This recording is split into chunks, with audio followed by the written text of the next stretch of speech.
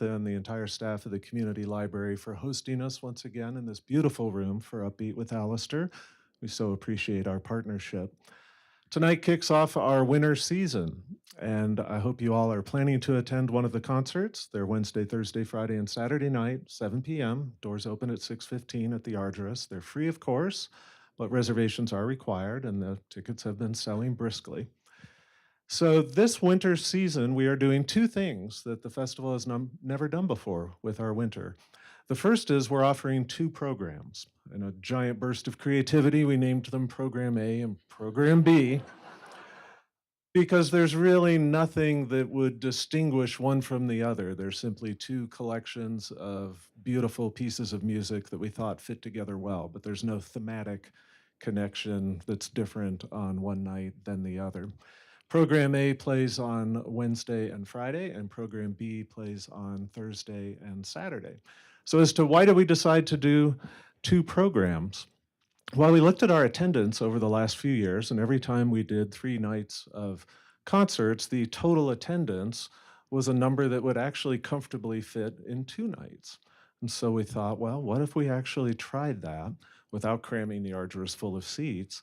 And that would allow us to offer a second concert, which has 3 main benefits. One, we get to bring more musicians to town, which we love to do. Second, we get to give Jon Kimura Parker more time at the keyboard. But most importantly, we get to offer you twice as much music, so we're very excited about that. The second thing we're doing for the first time is we're focusing on the music of a single composer. Never done that before. And as a few of us were sitting around the table thinking, what if we focused on the chamber music of just one composer? Everybody instantly said, well, it's got to be Brahms. And if you're me, you might ask, well, why does it have to be Brahms? And so that led to the idea of, well, why don't we get a few musicians together and talk about why it had to be Brahms? So we're delighted this evening to be able to welcome the phenomenal pianist, Jon Kimura Parker. He's played on every concert stage with every orchestra that matters. He serves as creative partner to the Minnesota Orchestra summer program at Orchestra Hall. He's the artistic director of the Honens International Piano Competition, artistic advisor to the Orcas Island Chamber Music Festival, and somewhere finds time to be a full professor of music at Rice University. So we're delighted to welcome Jon back. With him, we have the Sun Valley Music Festival Orchestra's concertmaster, Jeremy Constant, our principal cello, Amos Yang, and leading them off, our music director, Alasdair Neale. So please welcome Alasdair, Amos, Jeremy, and Jon.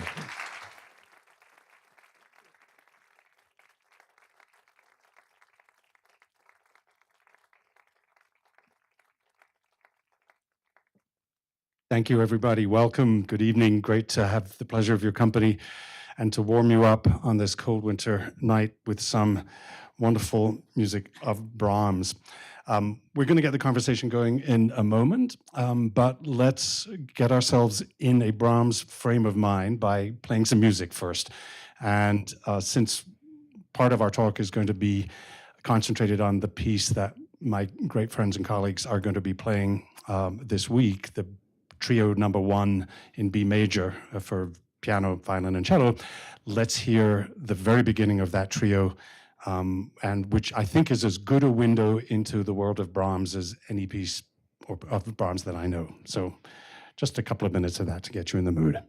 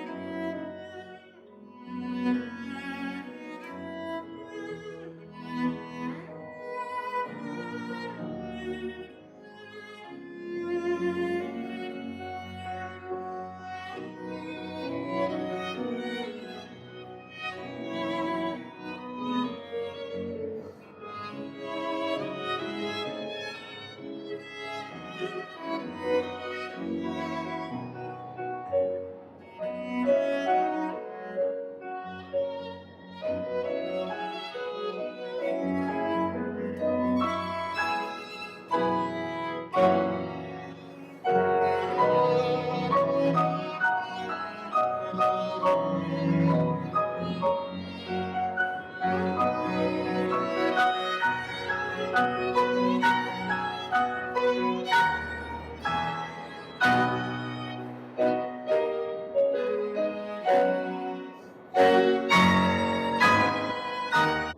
of impossible to stop anywhere. I feel like such the bad guy for, I'm also tempted to think, well, we ask the question, why Brahms? And then, well, there you go. Good night, everybody. Thank you very much. It's been real. But at any rate, so there we are in the extraordinary world of Brahms. And maybe to just get the conversation going, I wonder if you can reach back, each of you, and maybe myself at this time, to, let's say, an initial point of contact in your younger years when it could either be the first experience that you had in Brahms or one that left the kind of indelible mark that you think, okay, this is something in a league of its own in a way. Yeah, for me, for sure. I mean, I had learned a simple, relatively simple, I mean, there are no truly simple pieces by Brahms, but I had learned one when I was about 11 or something, a ballade, and I couldn't make any sense of it. I was able to play the notes, but I didn't really understand what it was about. But when I was about 14, we had the radio on. I grew up in Vancouver, Canada, and we had CBC radio on all the time. And there was a piano concerto on, which I wasn't familiar with. And my father, and you have to keep in mind that my father had no musical training. He was surrounded by musicians, his brother and others, but he had no musical training, couldn't sing, couldn't read music at all. And about 10 seconds into this, he looked at me and says, "Jackie, that's the Brahms first piano concerto, and maybe you'll play it one day." And I was listening thinking, I don't think so. That's way too complicated. Then, and this is the part that still blows me away to this day, my father, the non-musically trained person, said, "And that's Emil Gilel's playing." And I said, "How do you know that?" And he says, "I know how he plays that piece, and it's Eugene Joachim conducting." And, we had to wait another 40 minutes to hear the announcer verify that my father was right. But I heard that music, and I thought, that is so extraordinary. And I asked my parents to buy me a copy of the score. And about a year later, I was 14 or 15, I was hospitalized with a kidney infection, and I was stuck in bed for like 6 weeks. It was so boring. And after about like 4 days, I was like talking to one of the nurses. I said, "I'm just desperate to play the piano. This is terrible." And she said, "Well, I shouldn't tell you this, but there's an upright in the basement of the hospital." And so I would sneak out. I was in a children's ward still. I would sneak out and go down to the basement, and I had the Brahms first piano concerto. And the first piano entry I would just try to play, and it was beyond me, but I would just very slowly go through it, and every one of those eighth note chords was like a magical moment to me. So that's when it really came home. Yeah. Beautiful. My experience with Brahms was slightly different in that I'm the youngest of four, and everybody was expected to learn music, but not go into it as a living. So my first experience, when I was listening as a very, very young violinist, it just so happened that I gravitated towards Baroque music and then sort of graduated to classical music. And this happened to be how music and harmony evolved through the ages, and it became more and more complicated. And my brother was a clarinet player, and he was playing Brahms' clarinet sonata or something. And I remember listening to it and really liking it and thinking, oh, there must be something for strings. And I think I got one of the quartets. And it was, to my young, untrained, innocent ear, dissonant, because it was more complex. So the harmonies were richer, and you needed your ear to sort of sort out what was going on. It's wonderful polyphony, wonderful suspensions, but it took a little getting used to. And then I was finally hooked when I played in National Youth Orchestra of Canada, and we did the Haydn variations. And we rehearsed it and rehearsed it and rehearsed it. And I liked it more and more and more as I got familiar with it, and then my ear finally got attuned to that. And it's that experience that sort of taught me that if you first don't like a piece of music and it's music that stood the test of time, give it a chance. Listen to it again, listen to it again.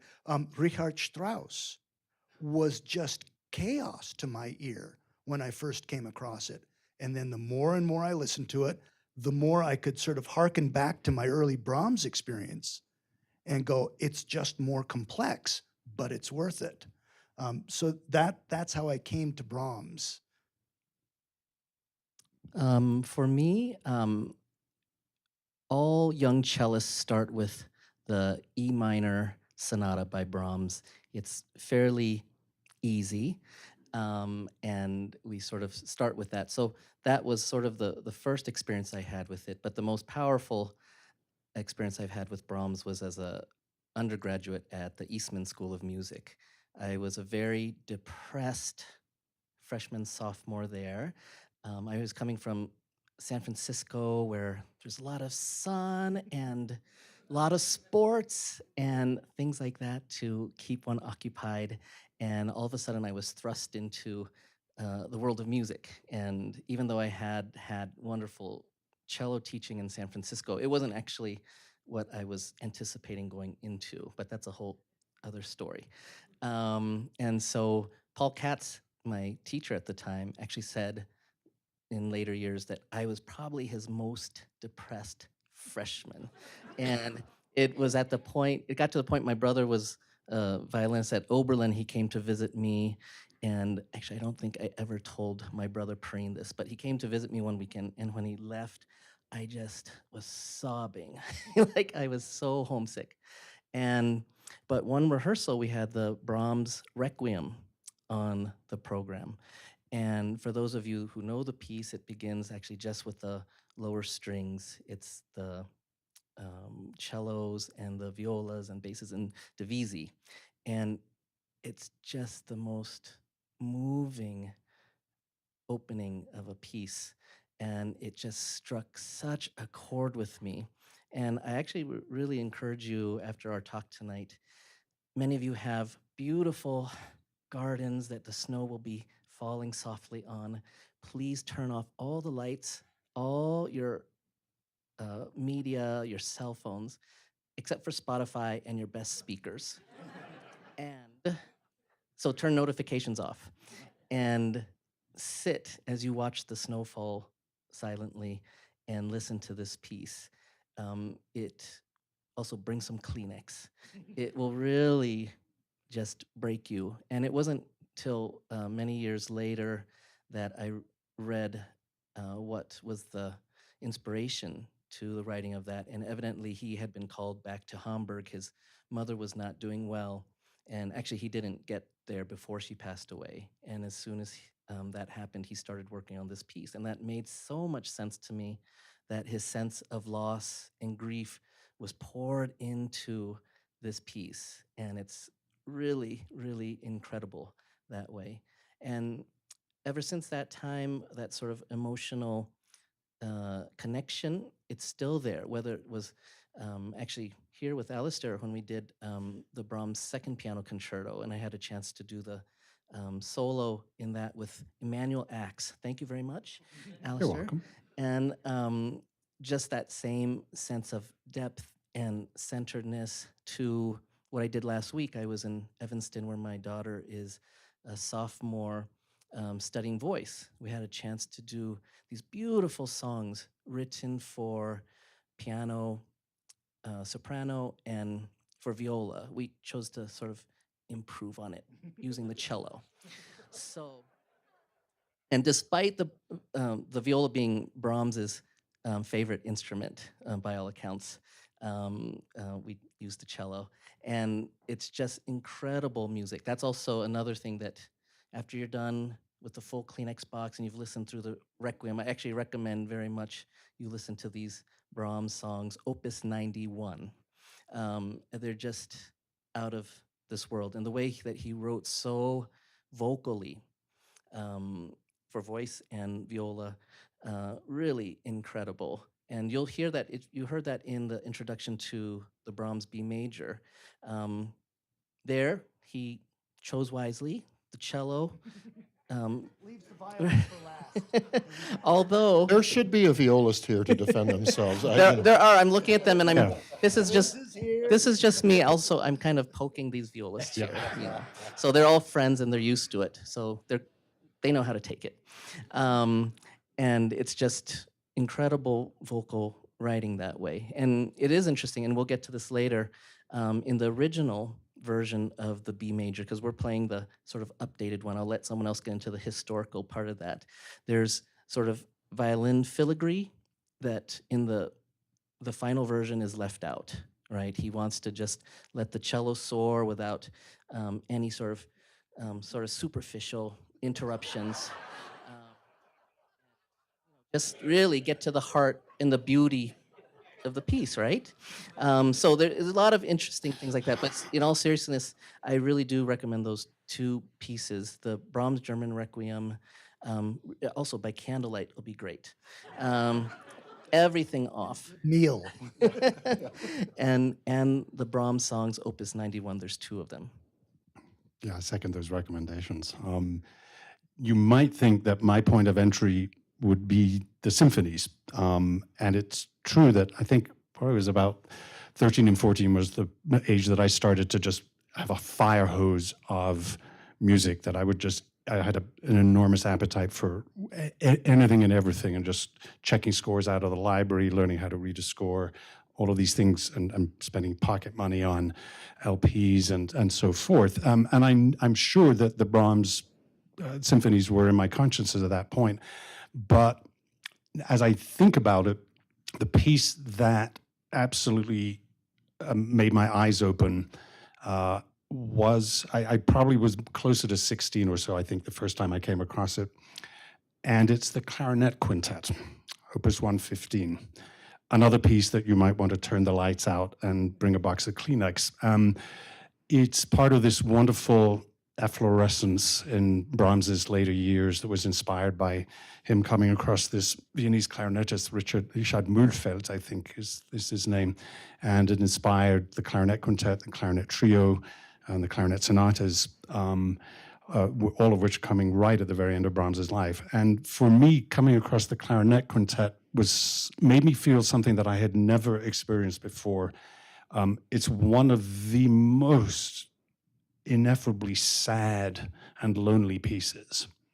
And there's a kind of exquisite pain in the beauty of this sadness, perhaps above all in the slow movement, which it was just another world. I'd never heard such sorrow, even in a major key. This is, how can Brahms write something that's basically in B major, but make it so incredibly sad? And I remember when I would sometimes find myself at home on an evening and alone, and I would just put on the LP, turn out the lights, and lie down on the floor and hear this music. And it was a glimpse of something that was entirely new to my sort of emotional vocabulary. And still to this day, I get goosebumps just thinking of it. And so that was all of these teenage emotions swirling around. But Brahms suddenly became at the center of it. You've probably played the clarinet. You probably have not played the Clarinet Quintet. Definitely not. But it's not only that Brahms was inspired to write the Clarinet Quintet and all those works. That clarinetist inspired Brahms to write, period. Because Brahms had basically retired. And he said, I'm done. I've said everything I want to say. And then he heard this clarinetist, and all this unbelievable music came out of it. Yeah. Well, should we talk a little bit about the trio? We got a little bit of a glimpse of this beautiful, warm theme that wraps its arms around you. And as Jeremy Amos was saying earlier, it's Opus 8, but it's actually not Opus 8.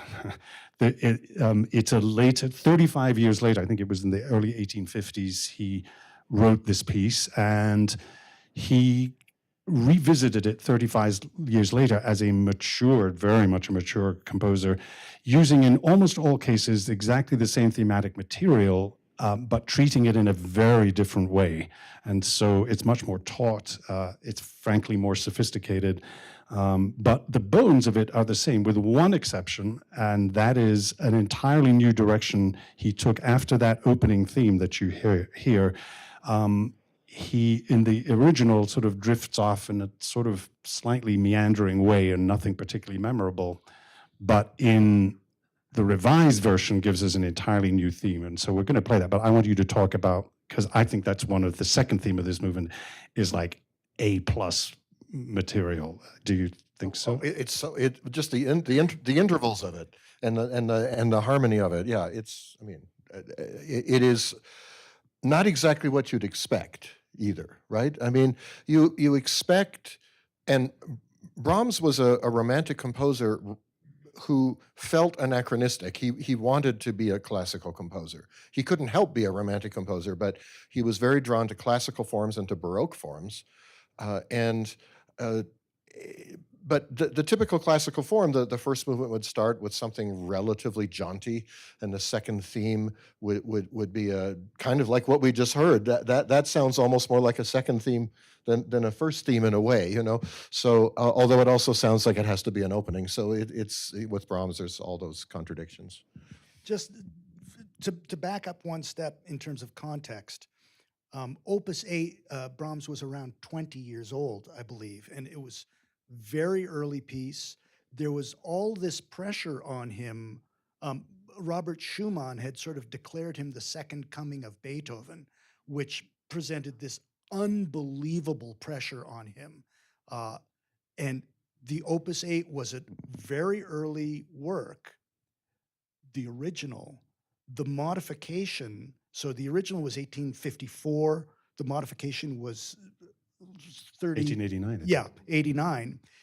And just to give some perspective, the revised version was after he had done all his piano concerti, all of his symphonies, and most of his great chamber music, with the clarinet material accepted. So he was an extremely experienced master craftsman. I found it interesting that when he revisited it, he looked at the scherzo and went, nah, it's good. Just left it alone. The modifications were in the other movements. True. Yeah, he really learned a lot from the rest of the chamber music, because when actually you're going to hear the sextet, quintet, one of the wonderful things about Brahms is the richness, the lush harmonies. But it's for that exact reason that it's also very difficult to pull off. And what I mean by that is everyone's line is so skillfully written, is so vocal, that you want to pour your heart into every single note. And that often causes problems for the person who actually has the tune. Because you all think, I must have the tune. This is so juicy. You know, that's how we sort of, isn't this the tune? And you realize, wow, I'm just the bass note. And so I actually find, and many of my colleagues that we've played a lot of chamber music with in the past, if we have to pull something together fast, it actually generally isn't Brahms, because you have to do so much with your equalizing that it's not just the intonation, it's not just the basic phrasing, it's balancing. And in this piece, it's very well written. The cello has a lot of high writing, ample, so that it can be heard, and when it's in the middle registers, generally there's not a ton of competition.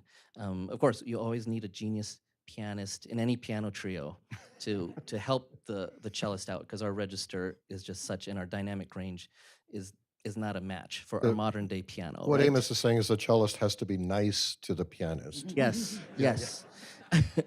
But there's so many examples of his growth. For example, the sonata that I mentioned before was Opus 38. That's in E minor, his first cello sonata, and it's so thickly written in the piano and so low on the cello that it's really difficult to pull off. Whereas his Opus 99 sonata in F major, written for the same combination, is just brilliant, and there generally aren't the same type of balancing issues. So he's really learning from himself. When Amos speaks of balance issues, I remember the first time I played one of the string sextets, and it turned out that we were all playing as loud as we could because we didn't know the piece at the time, and we all thought we had the melody. And so it becomes this willful suppressing of your musical desire to express yourself, because you know that really what needs to be heard is over there. And so you're left to enjoy your line, but play it for yourself and balance things. That was what was so glorious about playing the sextet last year, where with Augustin Hedlich, we all knew the piece, and so we approached it where we weren't having to play it with force. And all of a sudden, there's a word you don't normally associate with Brahms, but there was a transparency to the sound that enabled you to hear all of the lines individually. But that can only happen when you're balancing it correctly. And it's really, really tricky because Brahms was very much a contrapuntal composer, meaning that he loved to write fugues, for example. I mentioned he loved Baroque forms, but he just loved to have a voice heard in the violin. Then you might hear that same line slightly overlapped in the cello. Then you might hear it in the right hand of the piano, and then you might hear it in the left hand of the piano. And he would want you to hear it coming from all those different places. And so this whole idea of balance is a huge part of Brahms' rehearsal strategy. Is just what do we want you to hear? Well, let's listen to this beautiful second theme from the piano trio, which starts out in the minor key, in G sharp minor, which is the sort of a neighbor minor key to the B major of the first theme, and it starts out in a kind of a wistful, slightly spare mode, sort of up and down motion, and gradually there's an intensification of that as the harmonies get more and more rich and full, and then this wonderful soaring climactic moments as the violin and cello, 2 octaves apart, just sort of lift you off the edge of your seat, and it's heading towards the major, and then right at the moment of climax could have pulls you back into a more aggressive athletic minor mode. So within the scope of about, I don't know, a minute and a half, you've covered quite the A to Z of emotions. Here is the second theme from the first movement.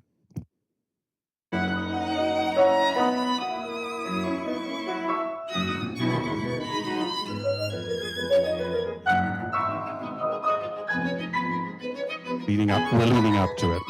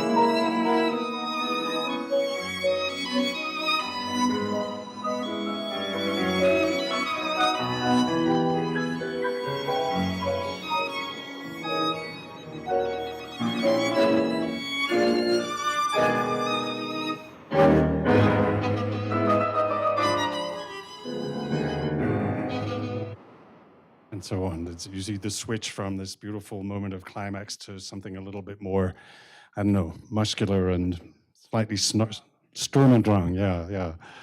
That's a challenging paragraph to rehearse. I think that kind of touches on what the complexities are for you as performers, wouldn't you say? Absolutely. It's again about so they're in addition to balancing things, you have to come to an agreement on how luxuriant you're going to be with ends of phrases. It's that each phrase has such impact that it's tempting to highlight each one and do a nice slowing down at the end of every one. And then there are all certain in music, there are these things called rubati, where you're stealing time from one part of the bar and giving it back in another part of the bar. And as a group, you have to decide how much rubato are you going to do, because the music itself can sustain tons of it, but it tends to accumulate and feel self-indulgent. So you have to figure out how much and which phrase is really the important one that you want to highlight.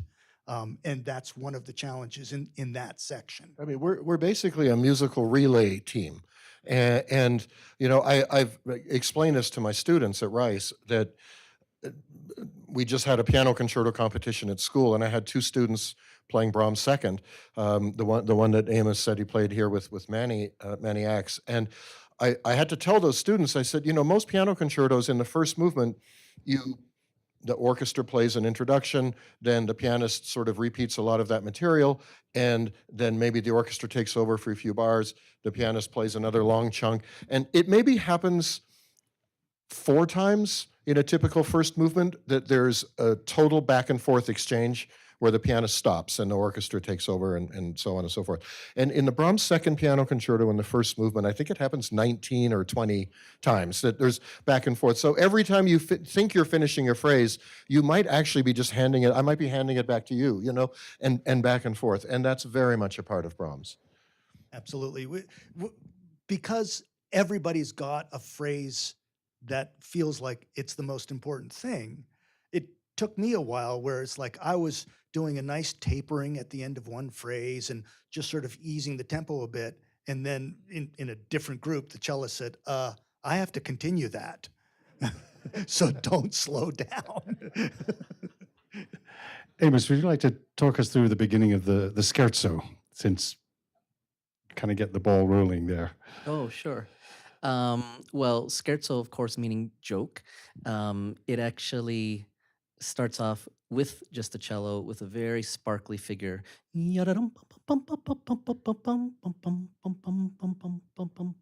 answered by the violin. And it's a great foil for sort of the lush first movement that we've just had. Because the other thing is, you've heard probably it's a good 15-minute, 12-minute first movement. It's meaty. 14 to 15, Yeah. I think, yeah. And so it's actually a little bit of a lightening of the mood, but in the way that Brahms does it, you know, it's not flighty at all. And it then opens up into a middle section that has some of the most soaring melodies. And this is a great example of Jackie's comment about us being a relay team. We have to match articulations, and they're tricky things too. When we see the word piano, it tells us, actually I tell my students this, it doesn't mean soft necessarily, it's more spoken voice. So oftentimes we make this mistake, we see piano, we play as softly as we can. And later on though, if you look in the movement, it comes back in pianissimo. And so there's all these sort of subtleties that we try to bring out. So I have to, as I'm speaking to you, I have to remember, don't play too softly. And I actually put that into my part. So when it's piano, I actually write in mezzo piano to remind me not too softly, because I also have to leave them room to go.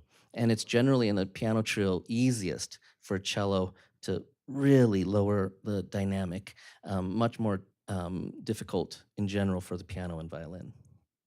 Yeah, it's one of those things where when we're learning to play, you learn forte is loud and piano is quiet.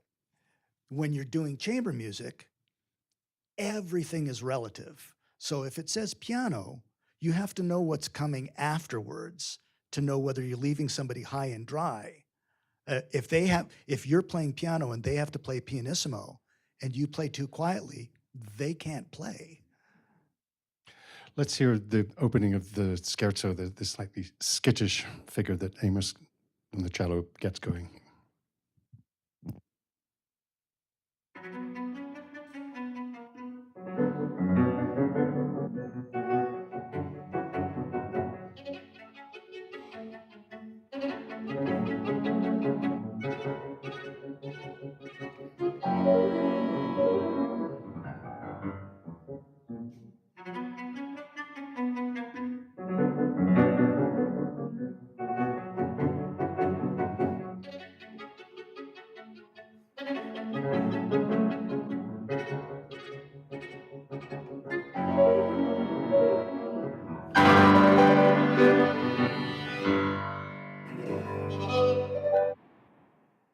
Borrowing from Haydn, you know, inside every Haydn pianissimo at the beginning of a last movement is a fortissimo waiting to burst out.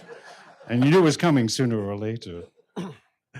Shall we move on, just timing of the essence, to the third movement? I think there's definitely a few things to say about that, not least of which, Jackie, is this extraordinary world we're plunged into at the opening, which is, I don't know, quite unusual, wouldn't Yeah, you say, texture-wise? By the way, we're going to let you in on something we decided in rehearsal, which is the second movement scherzo ends with a slightly strangely voiced chord, where the violin is playing high F sharps, and it's just an odd way for a composer to voice that chord, and it happens that the slow movement starts with that chord in a very similar voicing, but just in the piano.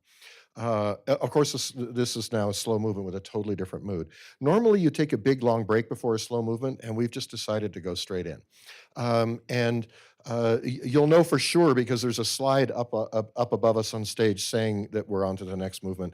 Which is very helpful because otherwise you really might not know. We're also going directly from the third movement into the fourth, which is more traditional. But there are moments in Brahms that, to me, genuinely make me feel like I'm in a setting like, for example, like in a church, like a benediction of some kind, a very beautiful, quiet moment. It's the same with the slow movement of the first piano concerto, um, and this slow movement starts with a very special effect, which you'll be able to see as well as hear in the concert, where my right hand and left hand are very far apart on the keyboard. They're like this, and so there's nothing happening in the middle, and that creates a spacious, unusual sound. It's the same kind of effect that Mahler used later in his symphonies, even just to have the outer reaches of what we can hear, and have this emptiness in the middle. It's very, very special. I think I've queued up this performance, which does actually the same as you do in that aligning the second and third movements together. So I think we might hear the last chord of the scherzo melting into this very, as Jackie says, spare, sort of this huge gulf between the left and the right hand, and then in the middle with this beautiful soft legato garland that the violin and cello weave, and they're in the middle voices. So I think this should do it.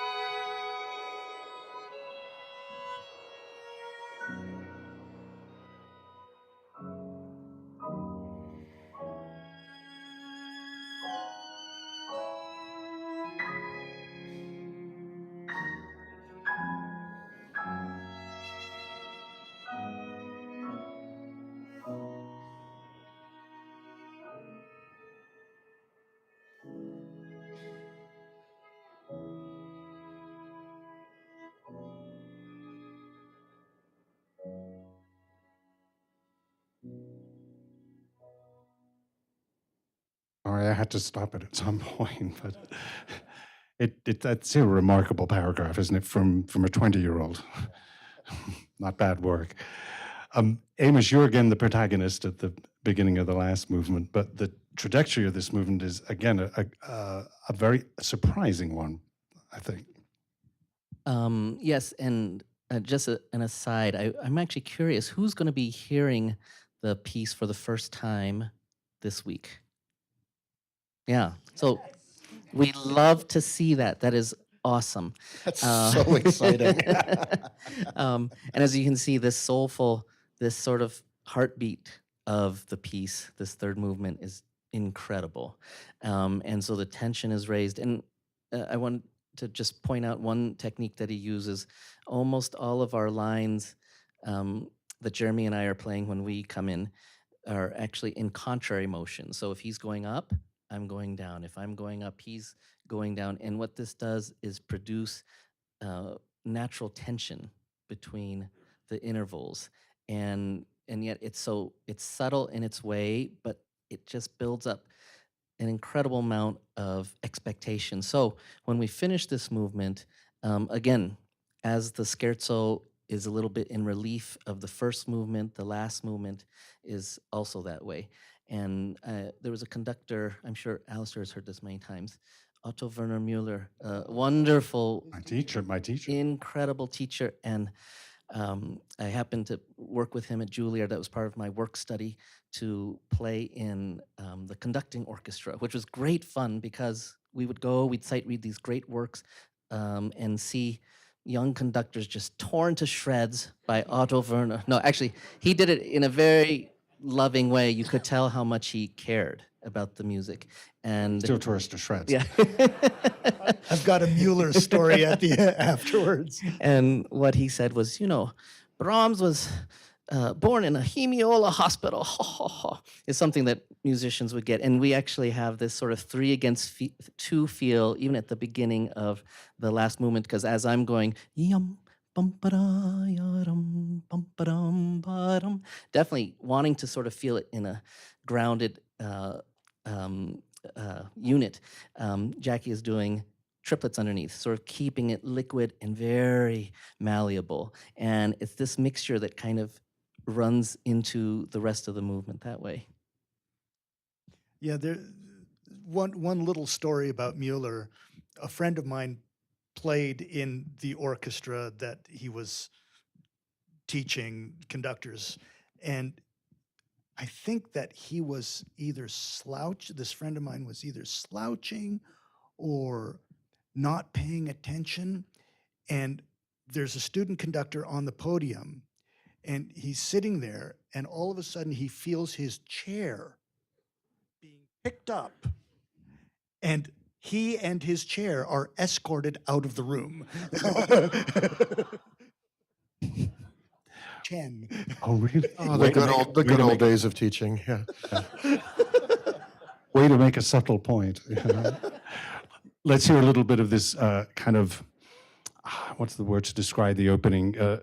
Sort of anxious and unsettled. I think Kind of spooky. spooky and choppy waters, which give a little bit of a feeling of what's in store for the rest of the movement.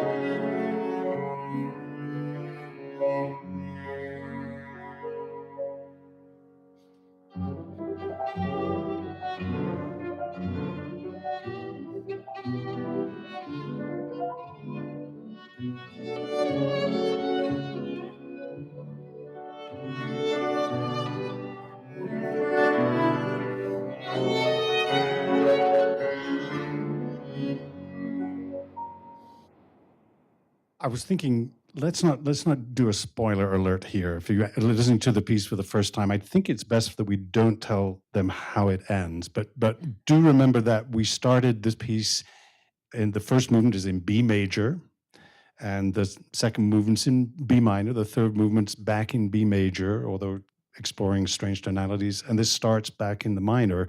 But bear in mind what you would expect the trajectory of a piece that starts with a warm theme in B major to be, the expectation in the 19th century of where the trajectory of that piece ought to go.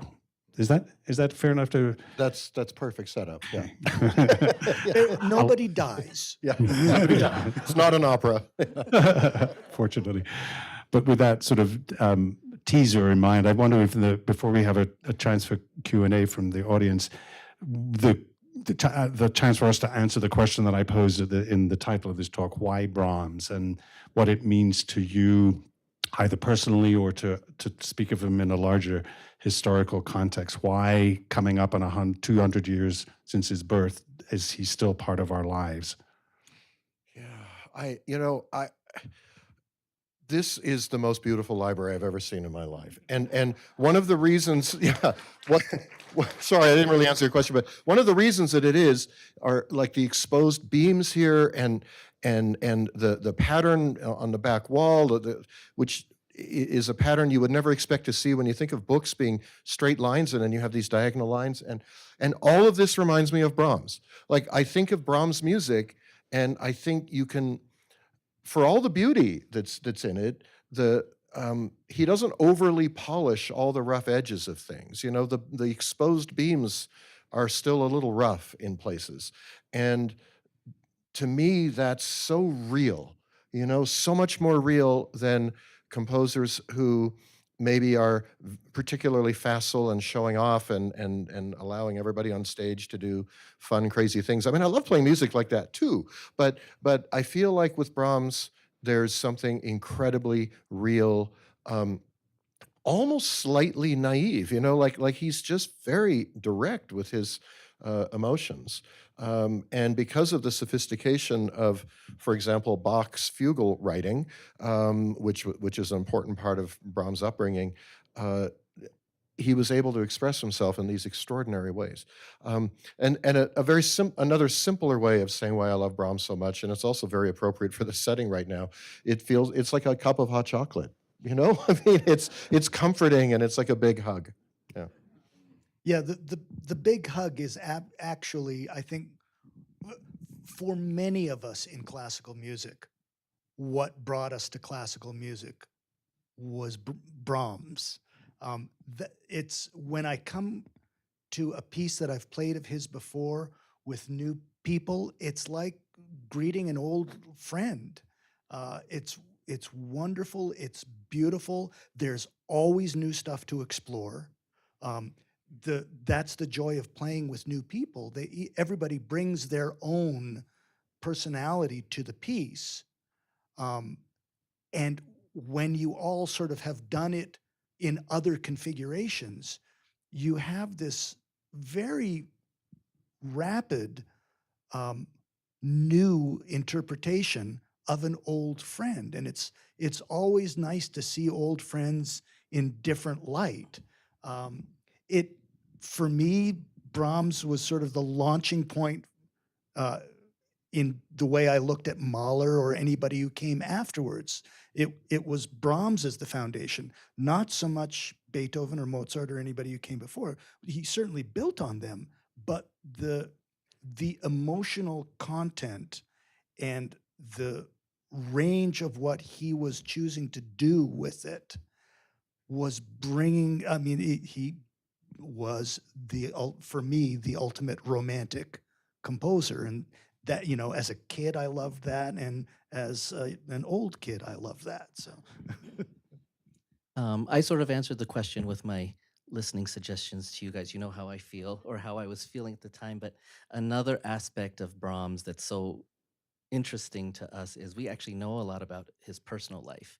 And, how many of us have actually fallen in love with our mentor's partner, right?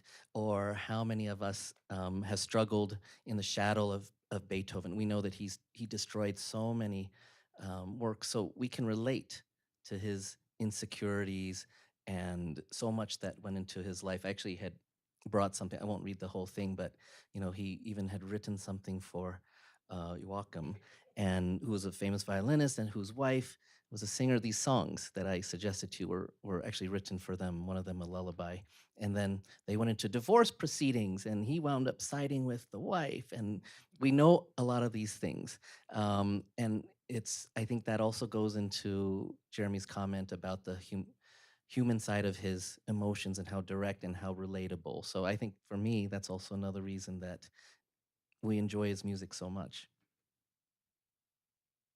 As I'm getting older, I'm understanding more and more, in a way that I didn't when I was younger, of Brahms's unique contribution to the world of music, and in a slightly larger historical context, looking at the 19th century, which was sort of home to a great aesthetic and artistic conflict, a kind of musical Hatfields and McCoys. Two warring factions. On the one hand, the iconoclasts like Berlioz and particularly Liszt and Wagner, who were basically I don't use the words progressive or traditionalist, but as I say, more iconoclastic, like creating new art, throwing out the baby with the bathwater, and saying this is the way forward. Music, and with Wagner, music and drama and literature must be fused into one complete total work of art. Liszt, in his symphonic poems, saying music must be inspired by non-musical forms. Great. I love Wagner as well. But the thing that appeals to me about Brahms in particular is his quiet insistence, as if to say to the folks in the other camp, not so fast. I have an enormous respect for the people that went before me. And in Brahms's music, you can trace a line that goes all the way back to the Renaissance with Palestrina and the German composer Heinrich Schütz, forward through the Baroque, through Bach and Handel, through Haydn, Mozart, Beethoven, Schubert, Mendelssohn, Schumann. And Brahms, as the great, I use this word in a non-electronic way, a synthesizer, who synthesized all of these elements that came before him, and for whom he had great respect. As a conductor, he programmed, with his chorus, he would do Palestrina, music from the Renaissance, counterpoint, all of these things at a time when it was not quite so fashionable to do that. He knew he was writing for the burgeoning middle class, who were educated and understood the language. And he didn't feel the need to reinvent the wheel. And yet, none of it, to me, is kind of retro. All of this is taking place with this immensely romantic spirit. You would never confuse any of the harmonies you heard in this piece or any of Brahms with Beethoven, for instance. It's in another league. He takes this romantic expression, this romantic spirit, but also ties it into the past. And I think that's what gives the music legs, for want of a better. And why we, I have to say just quickly before we go to Q&A, I am so jealous of all of my colleagues. I'm looking forward to listening to it, but I so wish I had their instrumental skill and that I could get up there and play along with them, because as satisfying as it is to listen to it, and it is immensely satisfying, the joy of making chamber music together is just matchless. And so When it goes well, it's really satisfying. So I want to, first of all, just, we'll have a minute or two for Q&A, but I just want to thank my special guests, Jon Kimura Parker, Jeremy Constant, and Amos Yang, for joining me tonight.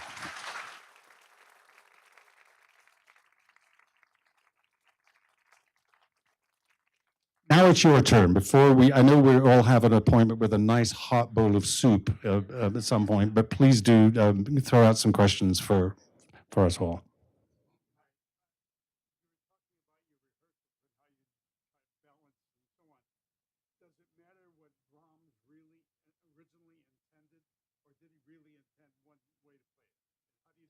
Well, you always refer. Yes, can you repeat? Oh, repeat the so the question? question is, when we're rehearsing and trying to figure out balances and stuff, how much is what we do dependent on what Brahms has written, and how much is dependent on what we just want to do? We're always going back to the text, but within that, so Brahms can write piano for all three of us.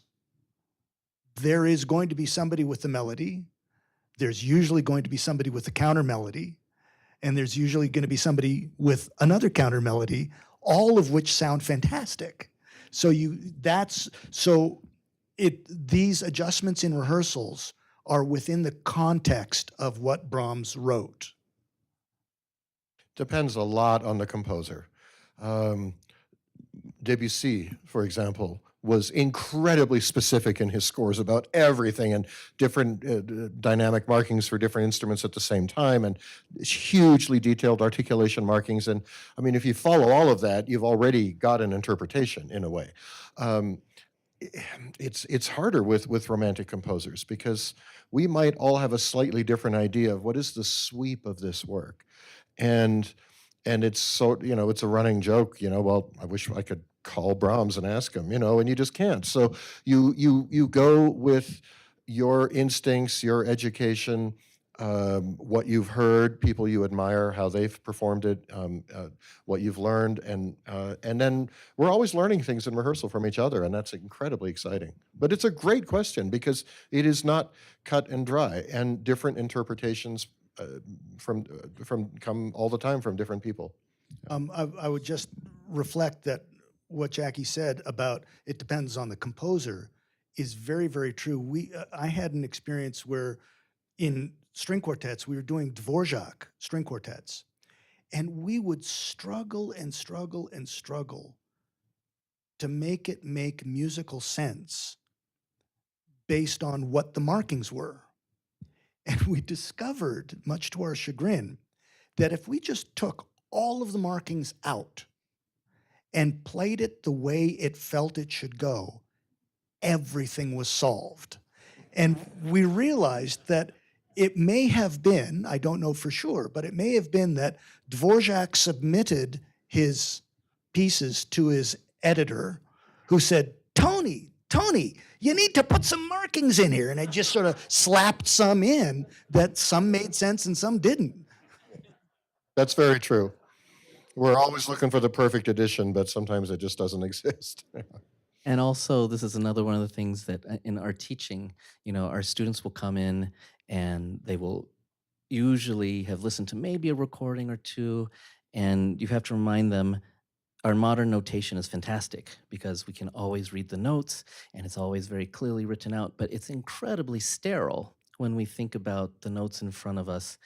How do you express that major seventh, how that feels to go from that note to that note as opposed to the sixth, which on the page looks exactly the same. So I actually like trying to read when I can off of manuscripts.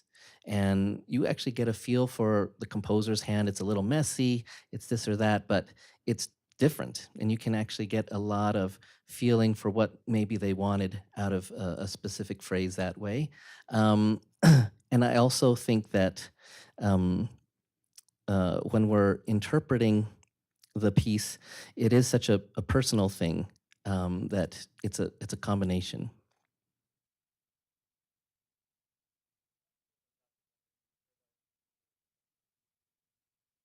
Thoughts on the Brahms double concerto for violin and cello? I think obvious place to turn there, and the second movement in particular. I think what you wanted here. Yeah, I have to say, when I've come to perform that piece, I'm sometimes disappointed in the writing of that piece because there's so much unison for the two parts. I've often thought it would have been good a couple times, but it feels a little redundant to me. So I know that's a little arrogant of me to say. I mean, he's going for a lushness and a certain voice that the combination of instruments has, and that's very unique. But I also feel it sometimes hamstrings the two players because you can't use too much vibrato because you'll get out of that sound. You have to, but in that case, for example, you have to match both strokes and try to decide how you're going to do it differently because the same phrases come over and over, and if you play them the same, it becomes very, very dull that way. And just going back to the question also, sorry, I lost my train of thought and sort of was just rambling at that point.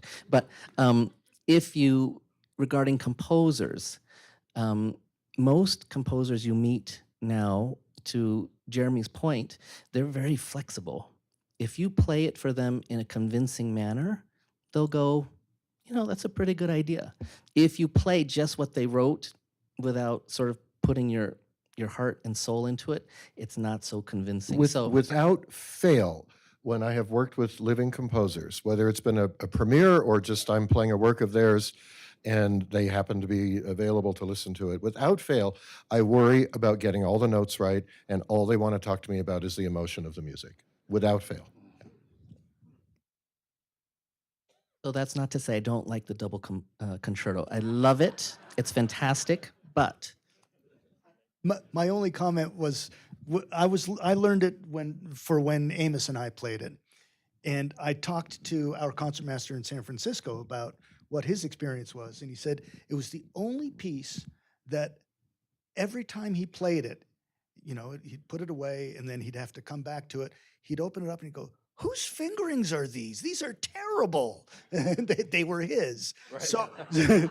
So every time you come to a piece like that, having learned it and then put it away, it gels in the back of your mind.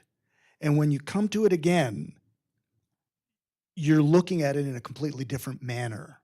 And so how you feel about the piece changes over time as well. Yes.